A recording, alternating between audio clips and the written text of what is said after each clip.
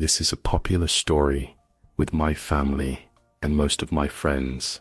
Amanda's my brother's girlfriend at the time of this story. She was looking for her first apartment and moving out of her parents' house. Her and my brother didn't want to move together since they'd only been dating for a few months. She opted instead to search for a roommate online. Browsing Craigslist, she found an ad titled something like "Roommate Wanted Females Only." This sort of thing was common since the area she was looking in was mostly young professionals. The listing was for a room in a house for about $225 a month, which was quite cheap compared to most of the other places listed. The listing described a 23-year-old college student seeking a female roommate, as she was uncomfortable living with males.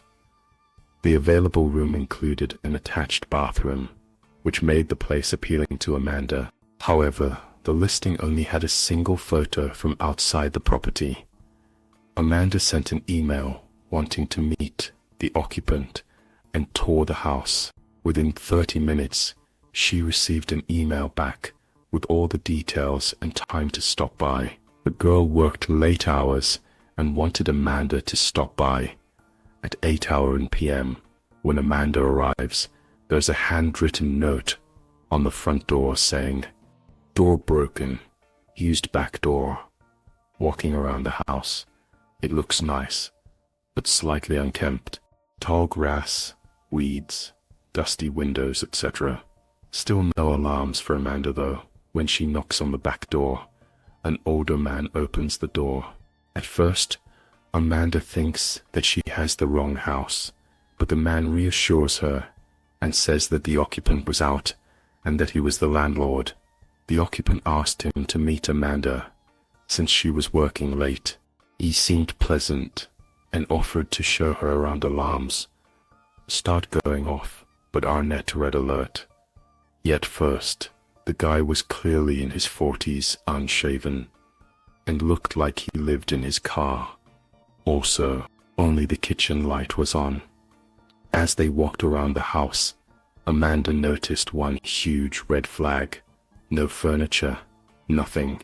The landlord was polite about answering questions, but seemed irritable to keeping the lights on for too long, rushing her around and only letting her look at rooms for a few moments.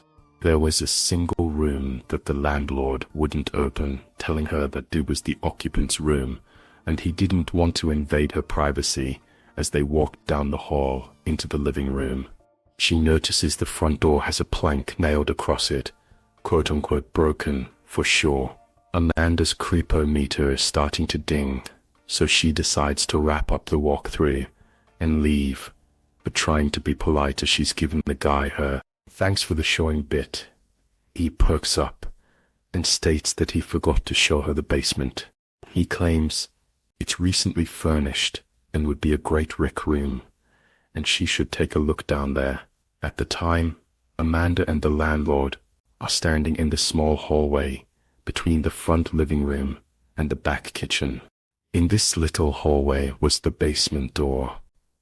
When he opens the door, it opens outward to create something of a barrier between Amanda and the back door.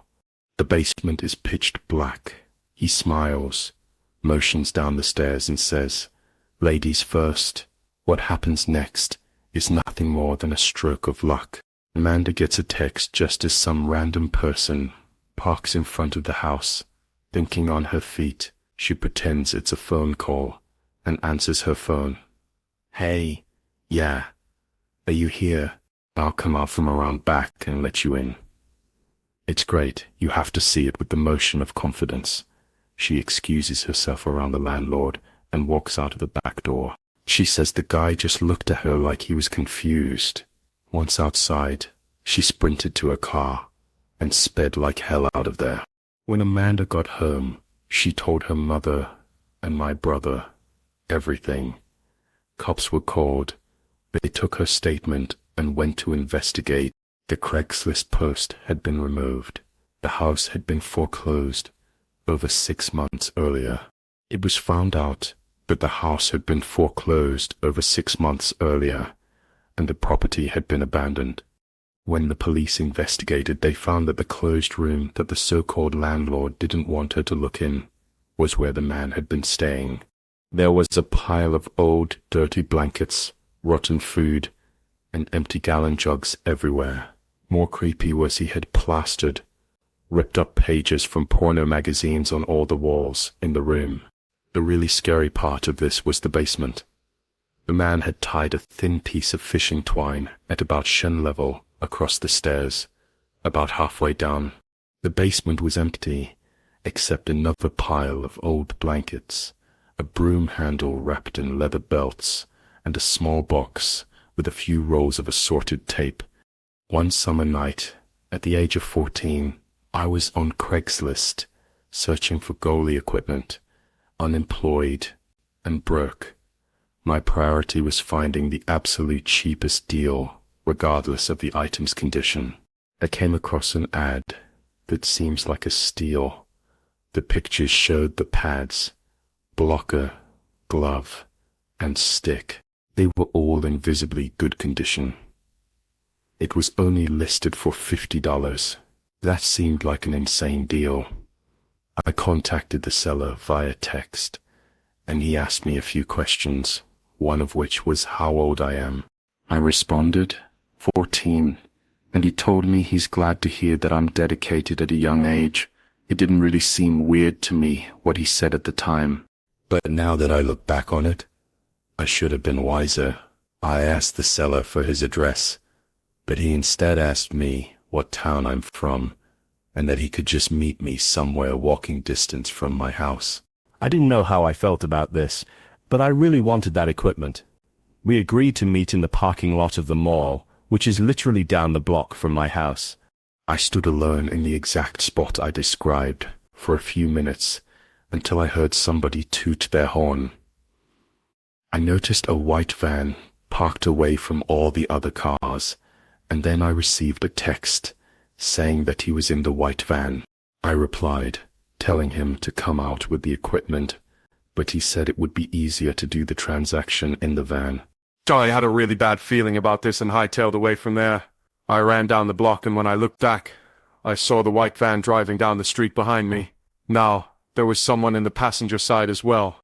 I didn't want to lead them to my house, so I cut into some random person's backyard and hopped over the fence. I was on the opposite side of the block now, hiding behind a bush. Within 20 seconds, the white van passed by and turned the next turn, vanishing from sight. It was safe to run back to my house. My parents flipped shit on me when I told them about it. I didn't get the tag number or a good look at their faces, so all they could report was a suspicious white van. The Craigslist ad was taken down, so I couldn't show it to my parents. I thought it was over, but that night I heard a vehicle engine running outside. I looked out my window down to the street and saw the white van sitting across the street. But as soon as I looked out the window, the van drove off down the road out of sight. I haven't seen it since. I don't know if they saw me or not, or if they somehow found my address. It makes me paranoid to this day. I was selling a dining room set on Craigslist. I listed it for $100, but put slightly negotiable on the title. It was a good-looking set, but I wasn't getting any offers. I did live in the country though, so not a lot of people lived in my town. I finally received a call about the set. The man on the other end of the phone had a very shaky voice, and he sounded a bit off, but I can't really explain how he wanted to check out the set to make an offer. So I gave him my address, and he said he would be over within the hour. I dusted off all the furniture one more time to make it look as nice as possible. The doorbell rang within 10 minutes. I was shocked. He must have lived really close, which in my area was very surprising. I opened the door and immediately felt uncomfortable about letting this man into my house. He was wearing a white undershirt with yellow stains scattered all over it. His pants were way too baggy and had a few tears in them. His grey mustache stained brown in the middle, and his hair complete mess. Basically everything. You shouldn't look in public. He looked basically everything. You shouldn't look in public. He looked. He greeted me with a hello in the same shaky voices before I invited him in. And he immediately caught a glimpse of the dining room set. Since the dining room is the first room you see in the house, he began walking around really slowly, making weird sounds, and making sure to feel every inch of every piece of furniture. I was very weirded out watching this and decided to break the silence by bringing up the price. I reminded him that my asking price was $1,200, and then he stopped, looked up at me, and gave me the most unnerving smile I had ever seen. How about $500? He asked me. I laughed a bit at the insane offer, almost thinking he was joking, but when his smile turned to an angry expression, I knew he wasn't. We apologized and told him that's much too low for me. The lowest I would be willing to go is $1,000. The man then started acting even weirder. He put his hands up to his head and started making strange noises again, pacing back and forth. He then looked at me with a look of anger and hatred.